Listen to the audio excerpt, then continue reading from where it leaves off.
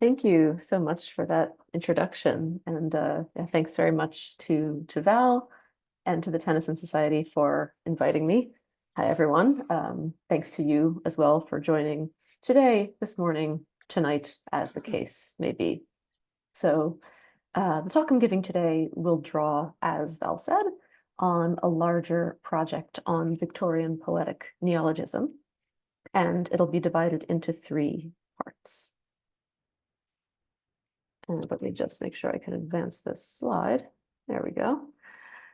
So part one will start with a more general overview of the historical discourse surrounding neologism and literary neologism in particular.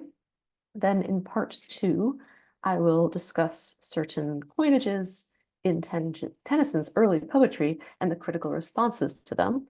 And this will lead into part three, in which I will take a closer look at several poems. And my argument throughout these three parts will be that neologisms, among other things, encapsulate a signature Tennysonian tension between accepting and resisting change. And I'll have more to say about that in the third section in particular. As I begin the first part of the talk, I should say that this opening section draws on a chapter I contributed to the essay collection Love Among the Poets, the Victorian Poetics of Intimacy, edited by Eric Gray and Pearl Chowson Bauer, the cover of which you see on the slide there. That book will be out quite soon, so do keep an eye out for it. The next two parts of the talk, however, are in relatively early stages, which is just to say that I will, of course, be more than happy to hear your questions, comments, suggestions at the end.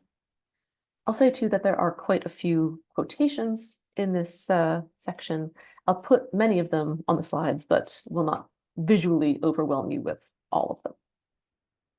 Okay. I'll start with a passage from the book of Genesis, in which the first human Adam bestows names on the rest of God's creations. And out of the ground, the Lord God formed every beast of the field and every fowl of the air, and brought them unto Adam to see what he would call them. And whatsoever Adam called every living creature, that was the name thereof. To name something is to assert control over it, to claim special knowledge of it, to outline certain expectations about its nature. What does it mean then to revisit Adam's prerogative and invent words?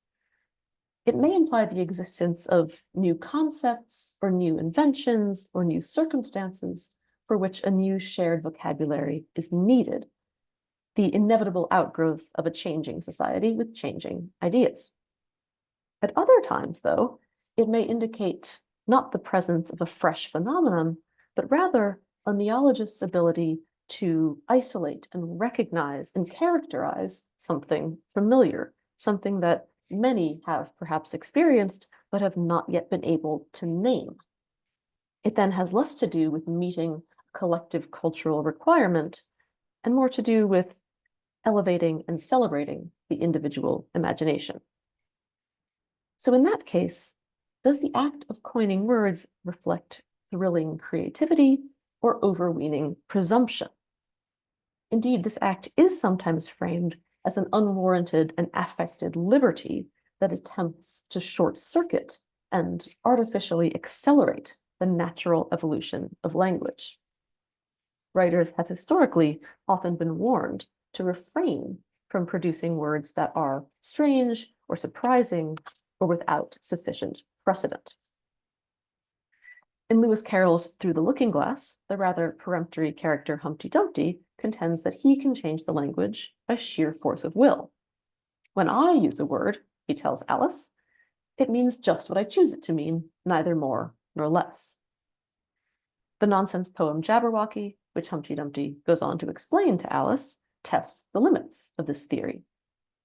Etymological investigation might clarify some of its unusual terms, so slithy combines lithe and slimy, but other words exist primarily as opaque sonic units until they are defined. So a tove turns out to be a badger, lizard, corkscrew creature.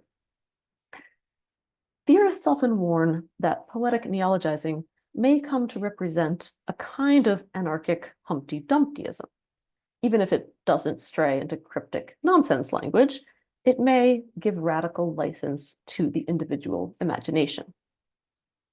The medieval French poet and philosopher Alain Delille, for instance, writes that to coin words is to deviate from, quote, the path of correct speech and correct writing. Likewise, the rhetorician Geoffrey of Ansoff concludes that, quote, if you introduce any words that are strange or recondite, you are displaying your own virtuosity thereby and not observing the rules of discourse. Lexical innovation threatens to become a perversion of language, overemphasizing self-congratulatory cleverness.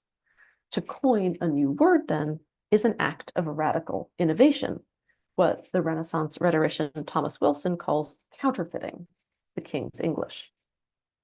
Indeed, the title character of Ben Jonson's 1601 play Poetaster, who's based on the dramatist John Marston, demonstrates the off-putting nature of unorthodox language as he literally, in one scene, vomits it up.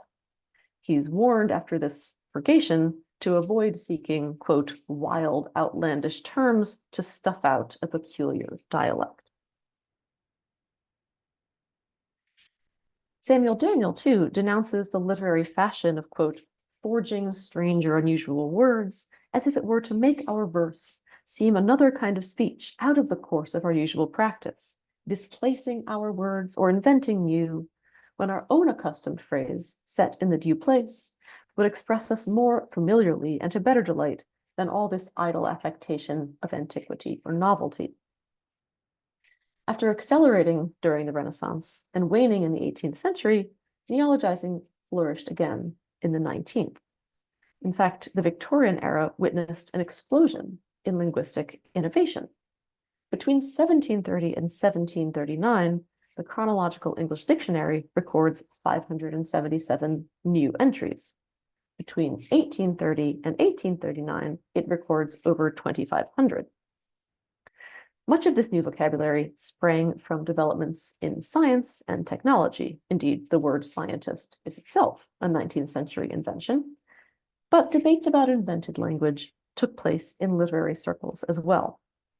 The precedent of such admired coiners as Chaucer, Spenser, Shakespeare, and Milton sometimes granted special license to poets, but neologisms in verse were still often condemned as dangerous corruptions of English. Wordsworth writes in 1829 that, quote, we should soon have no language at all if the unscrupulous coinage of the present day were allowed to pass and become a precedent for the future. Isaac Smith warns that it's a sign of national degeneracy and decay when the mintage of speech is tampered with. He decries what he calls an inexcusable license in the invention of new words, and he's particularly unimpressed with compound or composite words, which he describes as mongrels. John Sterling objects that in Sartor Resartus, Thomas Carlyle uses terms, quote, without any authority, none repaying by their value the disadvantage of novelty.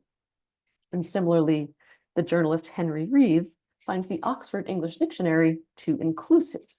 He argues that, quote, the fancy for the coinage of words is an innocent amusement, sometimes denoting wit, more often affectation, but the misuse of a word even by a great writer does not give it a place in the English language.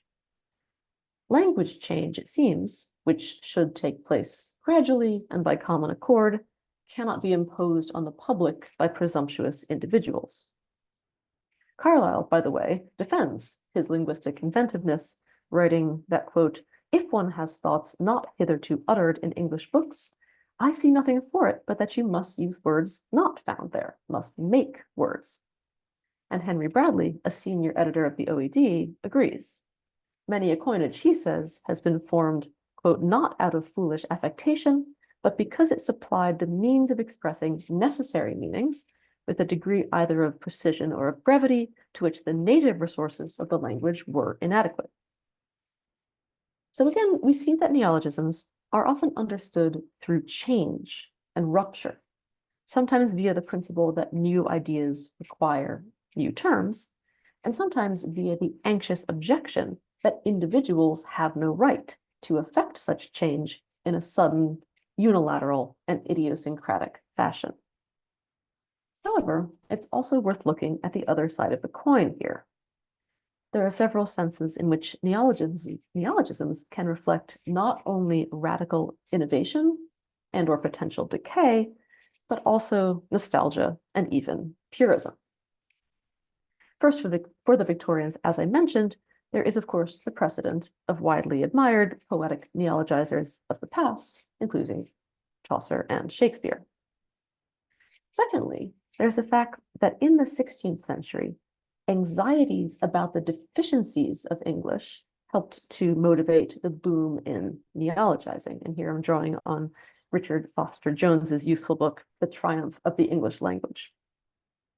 Many theorists believed that English vocabulary had to be expanded because it was less eloquent than Latin or Greek and less capable of expressing novel or complex thoughts. Yet at the same time, some purists tended to dismiss English coinages that borrowed from Latin and Greek as obscure and pretentious. This is what Wilson is referring to when he denounces linguistic counterfeiting, and why Samuel Daniel mentions antiquity and novelty in the same breath. This so-called inkhorn controversy involves some terms that do indeed sound over-ornate or pedantic, as well as some that now seem entirely innocuous. So Johnson's poetaster does vomit up the $10 words oblatrant and magnificate, but he also regurgitates the terms reciprocal, defunct, and inflate, which as coinages now seem like mere nickel and diming.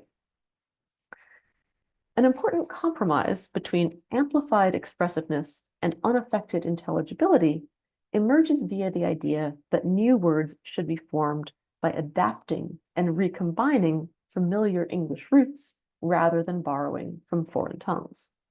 This notion itself has deep roots.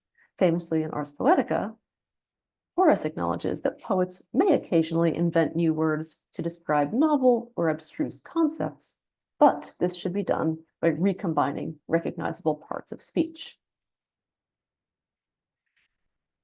The classical scholar John Cheek maintains in 1557 that our own tongue should be written clean and pure, unmixed and unmangled with borrowing of other tongues. He believes that if the mold of our own tongue could serve us to fashion a word of our own, then we would not boldly venture of unknown words. And the priest and logician Ralph Lever, along the same lines, insists that people must frame and devise new names fit to make known their strange devices. Yet in doing so, it's best to devise understandable terms compounded of true and ancient English words, as he himself does in the title of his book, which is called The Art of Reason, rightly termed Witcraft. In the 19th century, Julius and Augustus Hare make a similar point when they argue that the worthiest kind of neologism is one, quote, having such a familiar look and bearing its meaning and the features of its kindred so visible in its face that we hardly know whether it is not an old acquaintance. It might seem that neologisms represent a challenge to entrenched authorities who would seek to keep English unnaturally static and prevent it from developing, the poet pitting his or her imagination against the bonds of tradition. Yet the work of a poet like Thomas Hardy shows that the novelty of neologism can also be firmly bound up in its orientation toward the past. In coining, Hardy tends to draw on the obsolete, on regional archaism, and on the Anglo-Saxon roots of English. Part of his poetic project is to preserve vanishing dialects. He laments the way in which a national educational system invested in uniformity of speech purges away what he calls, quote, many a fine old local word, which leaves no synonym when it dies. In this strain of philological nostalgia, Hardy resembles the Scottish writer Charles Mackay, who fears that English is losing its vernacular riches, even as it is, quote, perpetually growing and gaining. He also resembles the poet and philologist William Barnes, with whom Tennyson, incidentally, was friendly. For Barnes, linguistic retrospection and originality are inextricable. He again shares in that wider anxiety that increasingly standardized education threatens to erase the regional dialects that, in his view, encode a purer and more ancient version of English. In idealizing such purity, Barnes maintains that English need not incorporate words from other languages, such as Latin, Greek, or French, in order to generate new vocabulary. Instead, it can imaginatively recombine its own terms into novel compounds. Barnes calls this the outbuilding of our speech from the word stores of the landfolk. As he explains in an essay titled Corruptions of the English Language, quote, that we have not equivalents for many terms we borrow, I will allow, but to say that we could not make such by composition would be a different thing. Where the marching intellect in England seeks new words from other languages, the Germans compound them with the greatest ease and accuracy from their own, and whatever they can do with their language, we can do with ours. This principle applies to new concepts as well as old. Hydrostatics could be called water weight lore. Electricity could be known as fire ghost. To backshine might describe the act of reflecting light, and polyglots could be dubbed many-speeched. Barnes's own dialect verse, too, involves not only preserving well-worn vocabulary, but also using it to coin new terms. For instance, he calls ancestors forelivers, or more accurately, vorlivers. Barnes's word pays homage to the predictable patterns of human life and forms itself via a recognized prefix and suffix, and yet its striking newness also hints that our forelivers world is not our own. Barnes' confidence in the clarity of his coined terms is at times misplaced. When it is recombined into compound neologisms, the very form of English that he praises as most natural and authentic can come across as bizarre and anomalous. There is inevitably some mental strain in navigating, say, a passage on verbs and adverbs that Barnes titled Under Sundrynesses of Time Takings. It is worth noting, I think, that in the hands of someone like Percy Grainger, the early 20th century Australian composer, these sorts of neologisms, so Grainger will talk about keyboard swinking for practicing piano, they're explicitly intended to divide and exclude. Grainger is a frank racist and anti-Semite, and he writes that what he calls his blue-eyed English is designed as, quote, cut-off, islandy speech, hard for outlanders to master. But Barnes, pride in Englishness notwithstanding, did not frame his linguistic project in terms of baffling foreigners. His approach is essentially anti-elitist. In an 1882 letter to Robert Bridges, Gerard Manley Hopkins, himself a contributor to Joseph Wright's English Dialect Dictionary, and of course, a neologizer in his own poetry, voices his admiration for Barnes's language. Barnes tries to create, says Hopkins, quote, an unknown tongue, a sort of modern Anglo-Saxon. He does not see the utter hopelessness of the thing. It makes one weep to think what English might have been. I am learning Anglo-Saxon, and it is a vastly superior thing to what we have now. He calls degrees of comparison pitches of suchness. We ought to call them so, but alas. In fact, Barnes did see the utter hopelessness of the thing. He wrote of his own neologisms that I shaped them chiefly to show that the language was capable of self-enrichment. I do not wish to work any great change in the English language. His coinages can, then, be understood not as presumptuous policy proposals, but as rueful counterfactuals, what English might have been. So again, continuity and change are two sides of the same coin here. A deeply conservative fixation on linguistic purity licenses striking creativity, and yet those bold innovations are not necessarily meant to bring about any great change. They promote pride, both in a collective national identity and in individual eccentricity, producing outlandish yet familiar words. As Christine Ferguson has proposed, perhaps, quote, the only way we can return to a primal, simple, and unadulterated English is to first invent it. But as I prepare to move into the second part of this talk. I should say that my aim here is not necessarily to position Tennyson in relation to Barnes via a detailed etymological investigation of his original compounds. It's true that Donald Hare, for example, identifies, quote, a preference for a Germanic purism in Tennyson's language, and Coventry Patmore, in fact, praises the Idylls of the King for their relatively small admixture of Latin. And of course, there was a great deal of interest in philology among the Cambridge apostles. But here I am more interested in focusing on the competing yet intertwined impulses that seem to underlie Victorian neologizing, so radical breaks with tradition on the one hand, nostalgic retrospection on the other, and in investigating how those impulses play out, both in the reception of Tennyson's early verse and in the workings of some specific poems. Because indeed, Tennyson's early volumes are conspicuously brimful of coined compounds.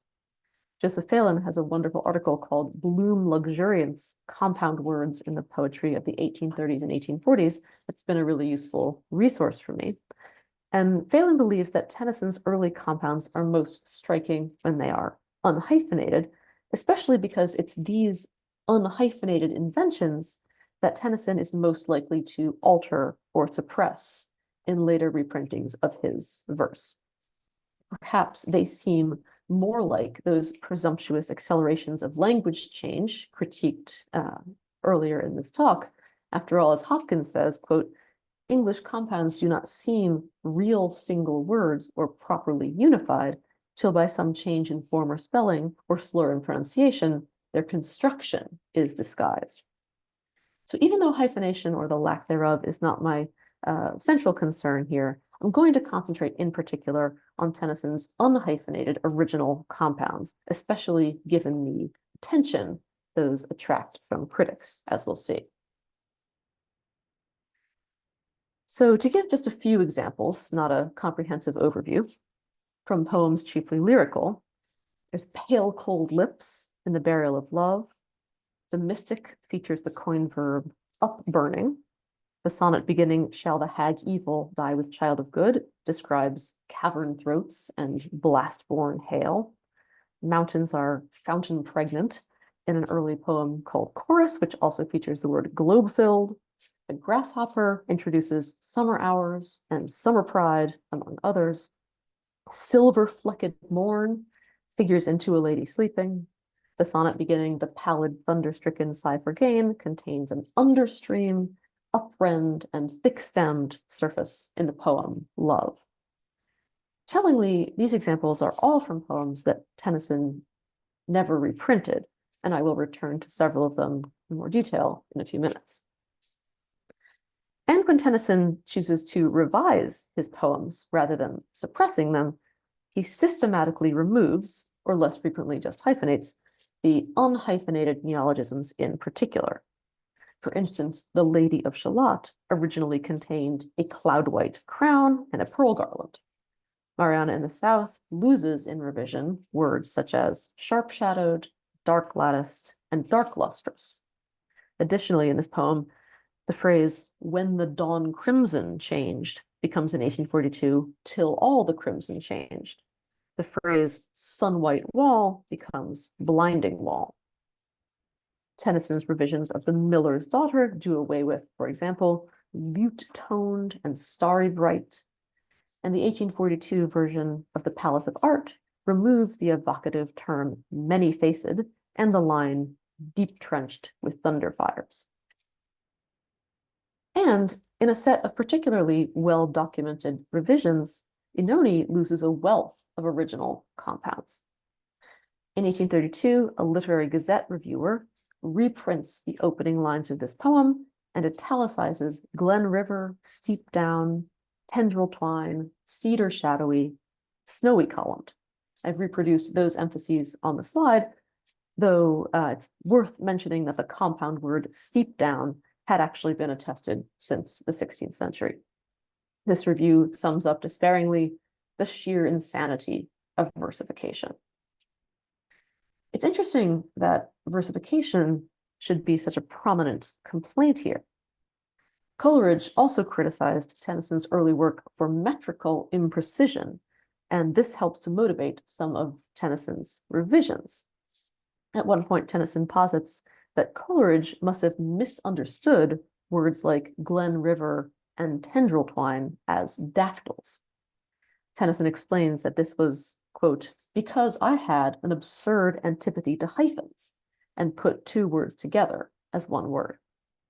And you'll see indeed on this slide that the 1842 version of Oenone systematically deletes all those compounds, not just adds hyphens to them, but rewrites to get rid of them entirely. Critics including Richard Cronin and Anna Barton have written brilliantly and I think convincingly about the links between Tennyson's work and nonsense verse. However, these particular neologisms bear little resemblance to Carroll's toves. The meaning of thick-stemmed, summer plain, or cloud white is fairly self-evident.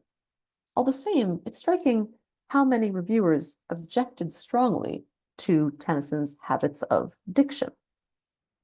Some context here is that there is a cultural countercurrent to the Barnesian strain of praising English's capacity for self-enrichment via compounding. So Samuel Oliver, for instance, had proposed in 1825 that English is superior to German precisely because, quote, eternal recourse to compound words is the necessitous expedient of an idiom radically poor. And he seems instead to value the capacious heterogeneity of English. As for the reviews, John Wilson, writing as Christopher North, condemns Tennyson's, quote, painful and impotent straining after originality. A reviewer for The Spectator similarly concludes that, quote, Mr. Tennyson would be original, but originality and oddity are not the same.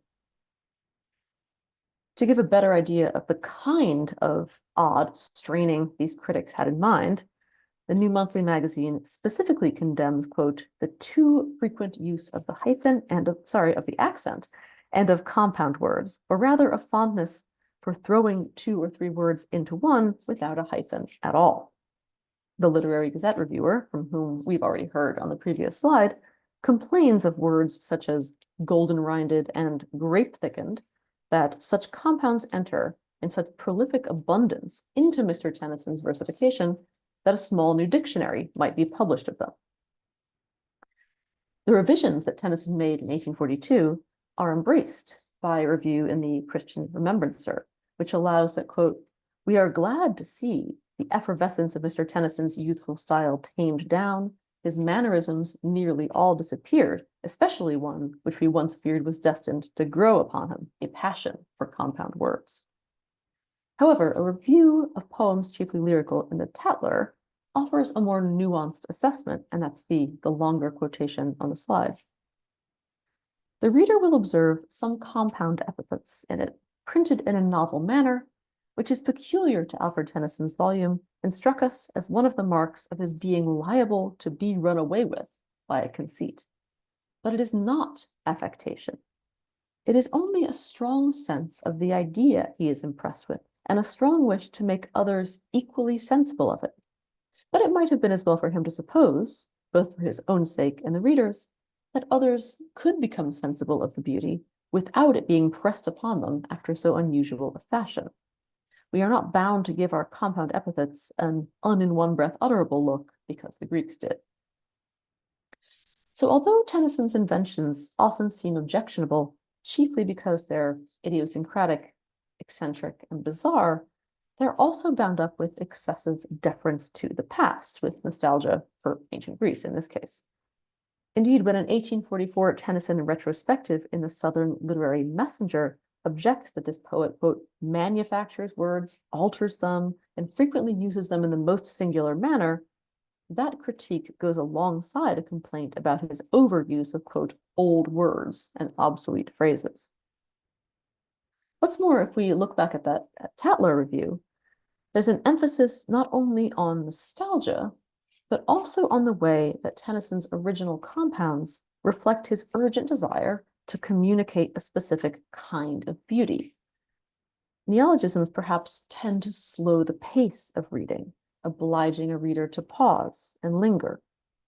Compounding in particular seeks to create new sensual and intellectual connections to unify the disparate. This strategy strives almost to make a series of impressions simultaneous, to momentarily pursue a blissful atemporality that the poems nonetheless deem unsustainable, to preserve and cling to a moment or sensation, to resist or perhaps to mourn mutability in the world, while also reserving the right to demonstrate mutability and innovation within the language. To make a bit more sense of that apparent contradiction, I want to look at a few poems in a bit more detail. So an early unpublished poem, which appears in Hallam Tennyson's privately printed Materials for a Life of Alfred Tennyson, has a compound neologism in its first line. From the east of life, joy beams did strike on my young brows. The speaker goes on to complain that his spirit remains unable to develop, pent in a gleaming chrysalis, which an eternal prison is. The poem concludes that all low things range to higher, but I cannot change. That contrast between the stagnation described in the poem and the flux its lexicon demonstrates is nicely crystallized in the chrysalis prison is rhyme. Likewise, the poem A Fragment, which appeared in the Gem in 1830, juxtaposes stasis and alteration by offering a catalogue of ubi sunt questions. Where is the giant of the sun which stood in the mid-noon the glory of old roads, a perfect idol with perfulgent brows, far sheening down the purple seas? Where mysterious Egypt are thine obelisks, graven with gorgeous emblems undiscerned, thy placid sphinxes brooding o'er the Nile, thy shadowing idols in the solitudes? Yet strikingly, amid this catalogue of rhetorical questions that relentlessly underscore loss and vanishing, there's an assertion that at least one set of monuments remains. Yet endure unscathed of changeful cycles the great pyramids, broad-based amid the fleeting sands and sloped into the slumbrous summer noon. Neologism in this poem attaches itself to the language both of endless change and of stable continuity. But it's perhaps most striking that even amid descriptions of ruin and decay, novel compounds might be seen to show vitality and growth and generation. Richard Turley argues that Tennyson shared the philological fear that words would eventually become worn and ineffective over time, would lose their power and efficacy after long use. This, along with Tennyson's frequent poetic invocations of the shortcomings of speech, of the inability to express, helps to explain the urge to reinvigorate, to recombine, to reinvent language. And a similar set of concerns governs many of the poems with neologistic compounds that Tennyson brought out in his 1830 volume, but chose not to reprint. For instance, there's this 1830 sonnet. Shall the hag evil die with child of good, or propagate again her loathed kind, thronging the cells of the diseased mind, hateful with hanging cheeks, a withered brood, though hourly pastured on the salient blood? Oh, that the wind which bloweth cold or heat would shatter and o'erbear the brazen beat of their broad vans, and in the solitude of middle space confound them, and blow back their wild cries down their cavern throats, and slake with points of blast-born hail their heated een. So their wan limbs no more might come between the moon and the moon's reflex in the night, nor blot with floating shades the solar light. So here Tennyson emphasizes the shocking and unnatural hideousness of evil's withered brood by giving them not cavernous throats, but the coined cavern throats, which in its hyphenless cramping seems to illustrate the cries that are forcefully thrust back into the mouth. The poem's central question has to do with the possibility of change. Will evil propagate again her loathed kind, or will good be able to come into the world?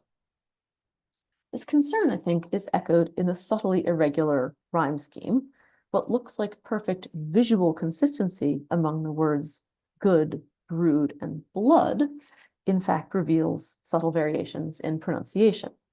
Conversely, orthographic variation between brood and solitude reflects sonic consistency. And this concern is nicely encapsulated in the coinages. Their subtly disorienting nature parallels the way in which the hag evil is both an external invader and a figure of innerness, of utter familiarity, dwelling within the blood and brain, as well as the poem's struggle for self-transformation. The Grasshopper, also published in 1830, provides an intriguing contrast with Tennyson's later explorations of cruel immortality. Here, the grasshopper is not a desiccated old man, but a vigorous creature with a short youth, sunny and free, without the burden of withered immortality. The horror of Tithonus's inability to take on a new state is in a sense counteracted here by the jubilant proliferation of summer wind, summer plain, summer hours, summer flowers, and summer pride. Lovely words that may not last, that, as the Tatler Review implied, allow Tennyson to savor the gorgeous particularity of a moment without necessarily making claims on the future. Dualisms, again published in 1830 and not thereafter reprinted, is particularly full of unhyphenated novel terms. The last stanza alone, which you see on the slide, has blossom white, summer vault, and diamondide, among others. And here what strikes me is the description of the two children as like, unlike. This phrase seems also to describe the profusion of coined compounds by which it is surrounded. These words are both like and unlike familiar terms. They exemplify Hopkins's characterization, some 50 years later, of poetic language. He writes in a letter to Bridges that poetry should feature, quote, the current language heightened, to any degree heightened, and unlike itself.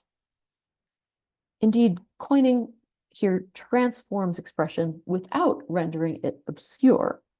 It encapsulates the more general poetic project of defamiliarizing the mundane and at the same time bringing the unfamiliar closer, making it identifiable and nameable. And that leads into the final poem I'm looking at today, the full title of which is Chorus in an Unpublished Drama, written very early. And you have the first and last stanzas there on the slide. The varied earth, the moving heaven, the rapid waste of roving sea, the fountain-pregnant mountains riven to shapes of wildest anarchy, by secret fire and midnight storms that wander round their windy cones, the subtle life, the countless forms of living things, the wondrous tones of man and beast, are full of strange astonishment and boundless change. Each sun which from the center flings grand music and redundant fire, the burning belts, the mighty rings, the murmurous planets' rolling choir, the globe-filled arch that cleaving air, lost in its effulgence, sleeps. The lawless comets as they glare and thunder through the sapphire deeps in wayward strength are full of strange astonishment and boundless change. Tennyson's compounds both symptomatize and resist the forces of flux and mutability that he sees shaping the world. On the one hand, a word like fountain pregnant, with its prematurely eroded hyphen, itself seems like an anarchic form, a strange and wondrous tone. The wordscape, like landscape, is violently driven into quasi-unfamiliar shapes. Recall that previous poem's insistence on like, unlike. But on the other hand, in exercising individual control and discretion over the form this linguistic change takes, Tennyson resists the inexorable, lawless, and impersonal forces that transform the world, a concern we also see, of course, in In Memoriam, with its streams that swift or slow draw down Aeonian hills. To borrow two Victorian geological neologisms, a coinage might represent a moment of striking and defiant linguistic catastrophism in a uniformitarian world, and catastrophism that signals regenerative transformation, which signals progressive teleology, perhaps, dictated by individual intention rather than random and undirected flux. And note again that this is precisely the kind of presumptuous individual license that so many commenters were objecting to. It's worth noting that there are a variety of interlinked ways in memoriam in particular that that distinctive Tennysonian tension between accepting and resisting change manifests itself. So from the struggle to accept alterations in Hallam's state of being, to the deep ambivalence about what it might mean for grief to be changed to something else with the passing of time, to the stanza's formal hesitation between progressing and wistfully circling back. Returning to chorus, the determined omission of the hyphens can make words such as fountain pregnant and globe filled again read like attempts to inhabit a kind of temporal simultaneity and all at onceness or binding together that seeks in vain to arrest or stabilize the boundless change they describe. Patrick Creek Scott and others have pointed out Tennyson's interest in, quote, the wilder conjectures of early 19th century etymologists. And indeed, according to an inconveniently false but still well-known etymology, the word astonished itself, which figures in Tennyson's refrain, originally meant turned to stone, a freezing in place that again counteracts this poem's flux. Even the fact that this is itself identified as a chorus within a drama, a moment of stasis within a narrative, speaks to its competing concerns that are beautifully encapsulated by the poem's coined words. A couple of thoughts to conclude as I'm getting toward the end of my time here. The first is that one might fruitfully discuss Tennyson's coinages alongside his dialect verse. He may have been inspired to experiment with dialect after several conversations with William Barnes. Both these writers' dialect poetry comes across, for some readers, as essentially static and nostalgic, but for others is equipped to embrace mutability and transformation. A poem like Tennyson's The Village Wife, for instance, uses its speaker's homely good sense to critique certain hidebound traditions. And many of the characters in both Tennyson's and Barnes' dialect poetry experience both social continuity and social disruption. Moreover, the English language seems to spark national pride in both Barnes and Tennyson due to its ancient lineage and to its capacity for self-enrichment. Accordingly, their dialect poetry balances long local history with orthographic novelty. So nostalgia for a deep-rooted oral culture leads them, in a sense, to sacrifice typographical elegance in order to capture a more authentic Dorsetshire or Lincolnshire delivery. And yet, the resultant swarms of diacriticals also draw attention to individual creativity, as they comprise a distinctive visual aesthetic. Both poets thus use the specificity of a regional speech, which seems to preserve Anglo-Saxon purity, quote unquote, to motivate both linguistic creativity and a linguistic version of national pride.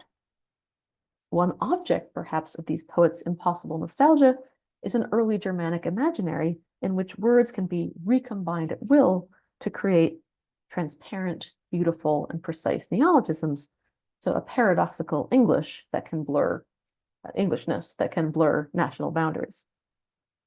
My second concluding thought is that neologisms can also illuminate 19th century debates about the divine or natural origins of language. Now, to what extent are neologisms an impertinent corruption of a gift that was given by God? Notably, in his 1830 poem, A Dirge, Tennyson refers to, quote, God's great gift of speech. To what extent do coinages reflect humans' inborn or developed capacity to continuously refine their means of expression. Some Victorian philologists again strike a compromise, taking up the quasi-Horatian position that poetic coining is allowable only if it draws on the lexical roots that gesture at language's divine genesis. The philologist Max Muller believes that people once spoke a language composed of lexical roots, which he sees not as theoretical constructions, but as actual words. He adds that it's impossible to invent entirely new words because, quote, no new root or radical has ever been invented by later generations. He therefore holds that contemporary speakers, quote, may be said to handle the very words which issued from the mouth of the Son of God. Former Cambridge apostle Richard Jevenick's Trench, too, believes that a poet, quote, may enrich his native tongue with words unknown and non-existent before, non-existent, that is, save in their elements. For in the historic period of a language, it is not permitted to any man to bring new roots into it, but only to work on already given materials, to evolve what is latent therein, to combine what is apart, to recall what has fallen out of sight. After all, as both these writers note, it was Adam and not God who named the animals. So despite the fact that Trench, for instance, also had occasion to see ongoing language change as a potential threat to divinely grounded linguistic purity, there is a sense in which creating new compounds imitates the proto-speech described by Muller. Coining, by rearranging lexical roots and thus breathing new life into the fossil poetry of language, insisting on change that is also continuity, one can lay claim to Edenic linguistic vitality. Thank you.